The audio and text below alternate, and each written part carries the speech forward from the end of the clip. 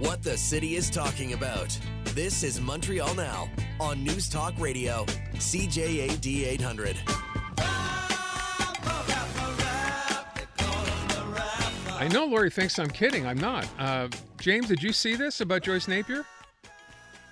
Joyce, yeah, I love her. Yeah, that's great. Isn't that marvelous? She's It's going to the true. Vatican. Yeah, former journalist Joyce Napier, she worked for CTV, as a matter of fact, has been named Canada's ambassador to the Vatican. I tell you, I think she was still working for the Globe.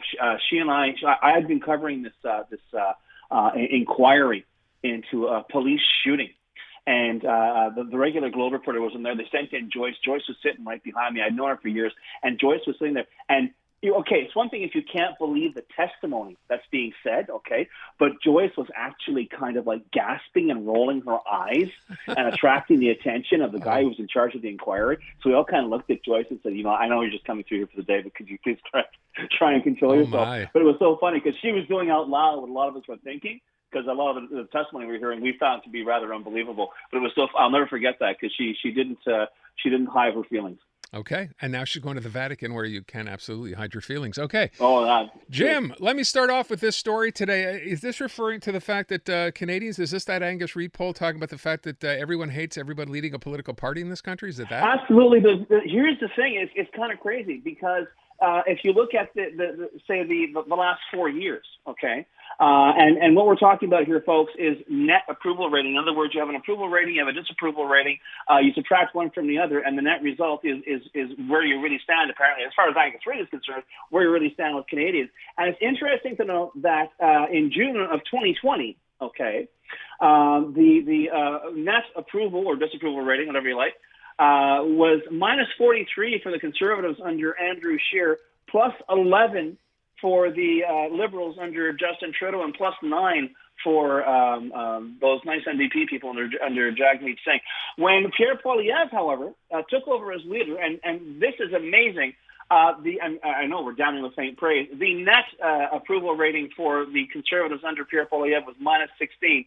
In 23, it went up by 2 points, minus 14. It now stands at minus 12, okay? But in the meantime, his opponents, for example, this year, Justin Trudeau's net approval rating is minus 38. Ouch. Whereas for Jagmeet Singh, who honestly, I think he's tried to sort of tap dance his way down the middle on a lot of issues, his is at minus 14, which does not bode well for either of them, but clearly shows that even though a lot of people are holding their nose as they support Pierre Poilievre, Justin Trudeau is the single largest threat to the future of the federal Liberal Party, I think, as anybody knows it. And I got to tell you, these are not extraordinary numbers. There have been worse numbers in the past. Brian Mulroney, back in the day, I think it was at one point, it was like minus 70. So this is not, gee whiz, this is new. It's not new, but what we're seeing here is clear evidence that on the one hand, Pierre Poilievre, the minute he took over, and he began, whether you like it or not, was a very, very effective campaign against Justin Trudeau, who made himself, as far as I'm concerned, a very, very easy target.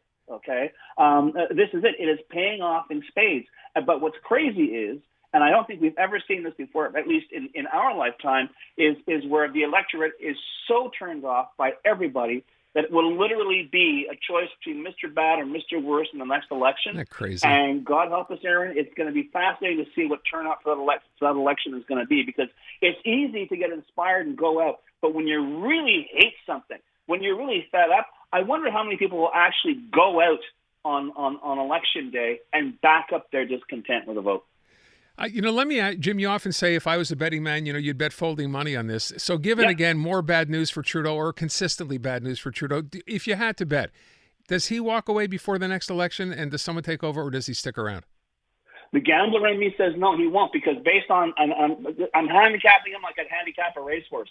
The one thing in all his previous races, Aaron, if there's a heading for ego, it's off the charts, okay? And I can't see Justin Trudeau admitting to himself and admitting publicly that he has botched this job so terribly that the only way his party can survive is if he leaves. I think he's going to hang around. Damn the consequences. And after it all blows up, and after it's literally just a pile of ash behind him, he'll just shrug, go off, and write his memoirs and say, it's somebody else's fault. And, look at you now. You're stuck with Pierre Poilievre, and maybe he'll be right. But the fact of the matter is, if you're talking about politically for the greater good of the party, like I say, he should have been gone yesterday.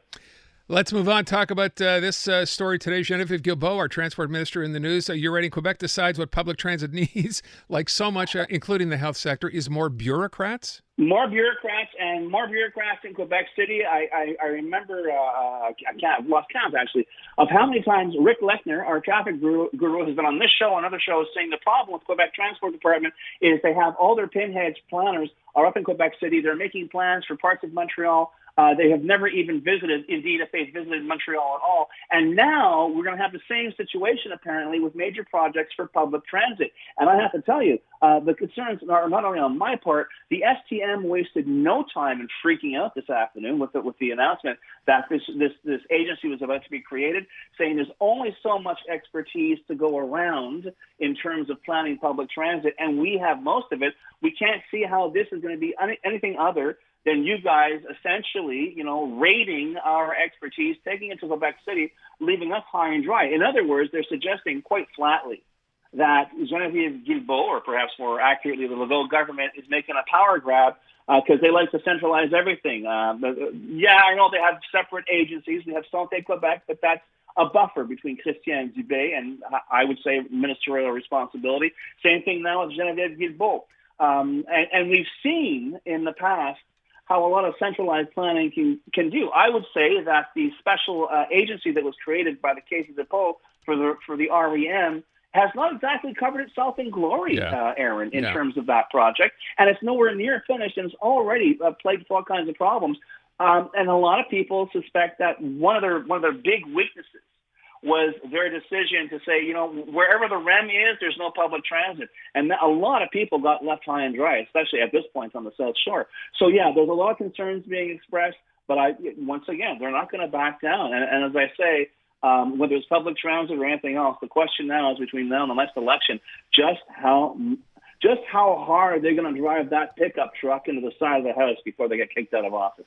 All right, let me move on to what I'm going to ask. I started a show with this today as our question. This has to do with the Public Service Union yesterday making a big show of their anger over the federal government telling them that they're going to have to go back to the office for at least 3 days a week. I wanted to get your take on that. What do you think?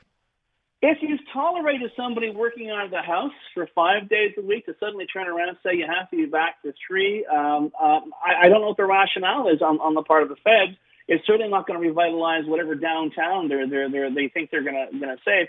But honestly, if it has been working thus far and people have been happy thus far with a full-time work out of the office, if they can demonstrate there's a real problem with this, I could see their point. But quite frankly, in this day and age, and given what a lot of us do, I still work out of the house. I'm sorry, but I do. It would serve no purpose for me to go into the office. And I think there's a lot of people out there in the same boat. So I think, given that we've been now, 3 years where, working from the house has become the norm for very, very many people, to suddenly turn around and say, yeah, we want you to come back, do the commute, do this, do that, simply because we want it, I think it's going to be a very, very tough sell. Wow. Okay. I wasn't expecting that. I would only add, Jim, when it comes to public services provided, right? We all know what happened with the passport debacle. Not exactly outstanding service from the government federally to access some of the services they offer. And I think part of that might be because people are working from home. At least that's the insinuation. Well, a lot of I think a lot of that is counter service as well. But you're talking to a guy, I agree with you. And we've heard Tom Mulcair say repeatedly, the federal government is broken. The federal civil service is broken. But I tell you, is that the rank and file worker or is that the manager? Because frankly, I think for every employee of the additional 100,000 employees that Trudeau hired since he first got elected, I think there's been a commensurate number of managers there, and I think they are about as qualified as the people that they're overseeing. Okay, they're asking the managers, by the way, to come back for at least 4 days to the office. Well, we'll see what happens there. We'll see what our folks think, too. Jim, thank you. Adam out.